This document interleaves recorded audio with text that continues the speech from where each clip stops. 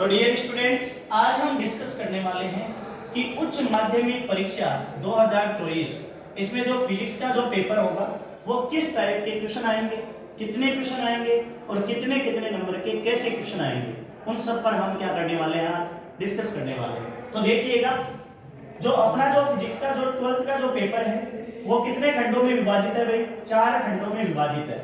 खंड ए, सबसे पहले हम बात करते हैं खंड ए की। इसमें कुल कितने प्रश्न आएंगे भाई? 3 प्रश्न आएंगे। अब देखो, पहला प्रश्न आएगा वो कैसा आएगा भाई?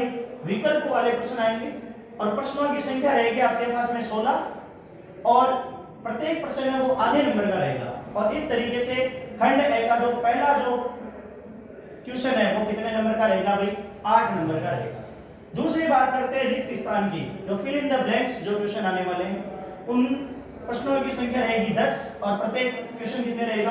आधे नंबर का रहेगा और टोटल जो मार्जिन रहेगा इसका उतना रहेगा भाई 5 नंबर। अब बात करते हैं अति लघुतरात्मक क्वेश्चन।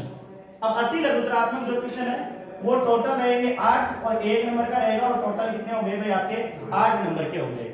यह आपका ए खंड है। सबसे ज्यादा जो सावधानी रखनी है वो सबसे ज्यादा सावधानी किसमें रखनी है? खंड नंबर ए में रखनी है।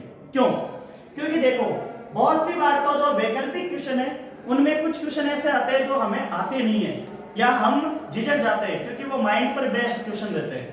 तो क्या होता है, हम एक क्वेश्चन के प्रति 10 मिनट 15 मिनट खराब कर देते हैं और पेपर लेंथी है तो हम टाइम को बिल्कुल भी वेस्ट नहीं कर सकते।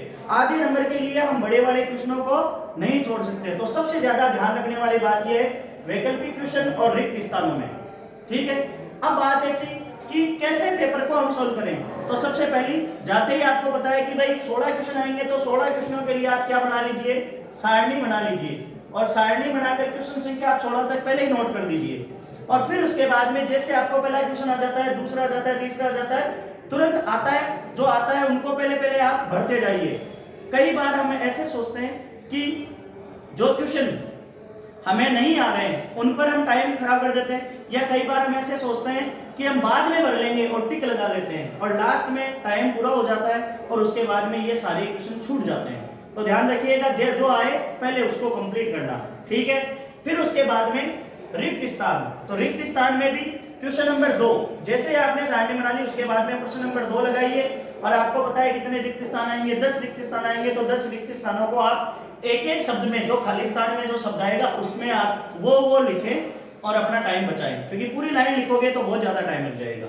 फिर हम बात करते हैं अति लघुतरात्मक क्वेश्चन। इन अति लघुतरात्मक क्वेश्चन में जो 8 क्वेश्चन आने वाले हैं उनमें मात्रक, विमा, परिभाषाएं और एक कोई छोटा न्यूमेरिकल क्वेश्चन आएगा। ठीक है, तो ये आपको बहुत सहज तरीके से, सरल तरीके से हो जाएंगे। ठीक है, फिर अब हम बात करते हैं कि कई बार हम क्या कर देते हैं, जो प्रश्न नंबर जो 3 आया उसमें कितने क्वेश्चन है भाई?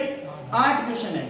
अब 8 क्वेश्चनों में से आपको मान लो 5वां क्वेश्चन नहीं आया, वो 5वां क्वेश्चन क्या करते हैं आप? सबसे लास्ट में करते हैं। अब ध्यान रखिएगा, जब इसको आप इन 8 क्वेश्चनों को अगर आप एक साथ नहीं करोगे तो वो जो आप दूसरी जगह आपने किया वो क्वेश्चन चेक नहीं होगा, क्योंकि बोर्ड का नियम है कि यदि एक क्वेश्चन में बहुत सारे क्वेश्चन आते हैं तो उन सारे क्वेश्चनों को एक साथ अटेम्प्ट करना जरूरी है। अगर आप दूसरी जगह करते हैं तो वो क्वेश्चन चेक नहीं होता। तो ध्यान रखिएगा, बोर्ड के नियमानुसार जब ये 8 क्वेश्चन है इनको आपको एक जगह ही करना है। फिर हम बात करते हैं खंड नंबर ब की।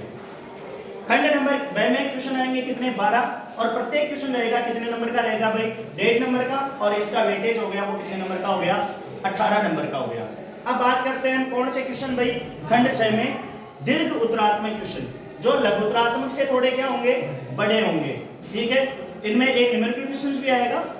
अब देखो 3 क्वेश्चन आएंगे जिनमें छोटे डेरिवेशन और न्यूमेरिकल क्वेश्चन शामिल रहेंगे। ठीक है, और ये कितने नंबर का होगा भाई? 9 नंबर का। फिर आपके निबंधात्मक जो क्वेश्चन आएंगे वो आएंगे केवल और केवल कितने? 2। और कितने नंबर के आएंगे? 4 नंबर का प्रत्येक क्वेश्चन रहेगा। टोटल कितने आएंगे? 8 नंबर के। तो डेरिवेशन आएंगे, छोटे क्वेश्चन भी साथ में आएंगे और न्यूमेरिकल क्वेश्चन, तीनों का मिश्रण आपको देखने को मिलेगा। टोटल पेपर हो गया आपके कितने नंबर का? 56 नंबर का। और वैसे टोटल क्वेश्चन हो गए कितने आपके? 20। और वैसे यदि हम पूरे क्वेश्चनों को यदि काउंट करें तो वो 50 से बाहर क्वेश्चन हो जाते हैं, मतलब 51 के समथिंग हो जाते हैं। तो आपको पेपर को जो अटेम्प्ट करना है उसमें जो टाइम आपको जो बचाना है वो आपको ध्यान में रख के स्टडी करनी है। आज से हम जैसे ही अपन क्रैश कोर्स में आए हैं, तो क्रैश कोर्स में मैं आपको सिखाऊंगा जितनी भी थ्योरी है वो सारी, उसके साथ साथ में जो ऑब्जेक्टिव टाइप क्वेश्चन है वो, फिल इन द ब्लैंक्स, और फिर लास्ट में छोटे क्वेश्चन कैसे बनते हैं, फिर आपके दीर्घ उत्तरात्मक क्वेश्चन कौन से बनते हैं, और फिर आपके निबंधात्मक क्वेश्चन कौन से बनते हैं, किस टाइप से किस पार्ट का वेटेज है, उस वेटेज से आपको पढ़ाया जाएगा। और 2 महीने में अपने ये जो सिलेबस है, शायद आपके पास में 1.5 महीना ही बचा है क्योंकि फरवरी से एग्जाम चालू है, तो 1.5 महीने में आपके ये पूरी जो फिजिक्स है वो कंप्लीट करवा दी जाएगी। जय हिंद, जय भारत दोस्तों।